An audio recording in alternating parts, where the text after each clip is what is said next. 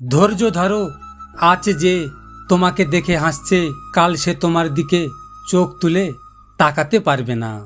প্রিয়, তোমাকে ছেড়ে দেওয়ার সাধ্য আমার নেই, কারণ আমি তোমাকে ভীষণ ভালোবাসি।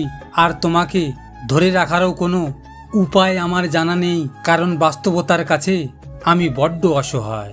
তুমি কষ্ট পাবে বলে আমি কত শত রাগ অভিমান আকাশে উড়িয়ে দিয়েছি, তা তুমি বুঝতেও পারোনি। বলার ছিল অনেক কথা, কিন্তু পরিস্থিতির কারণে বেছে নিলাম নীরবতা। বুঝলে বন্ধু, মন থেকে ভালোবাসলে চোখ থেকে জল তো পড়বেই।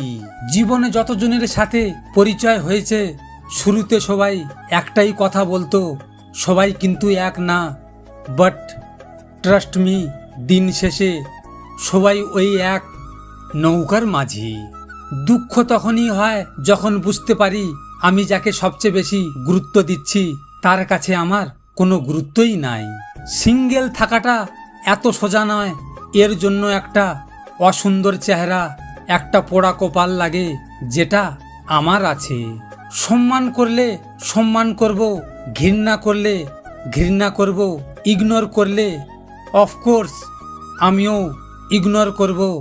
I টিস্ট not my attitude, I টিস্ট just my self respect.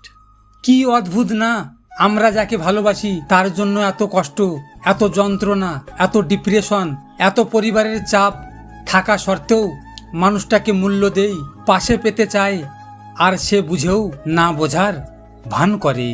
লোকের মুখ বন্ধ করার চেয়ে নিজের কান বন্ধ করে নাও, জীবনে অনেক ভালো হয়ে যাবে। বুঝলে বন্ধু, বিদ্যা সহজ, শিক্ষা কঠিন। কেন জানেন? বিদ্যা আবরণে আর শিক্ষা মানুষের আচরণে। যাদের সব কিছু শেষ হয়ে যাওয়ার পর শূন্য থেকে আবার শুরু করতে পারে, তাদেরকে কেউ হারাতে পারে না।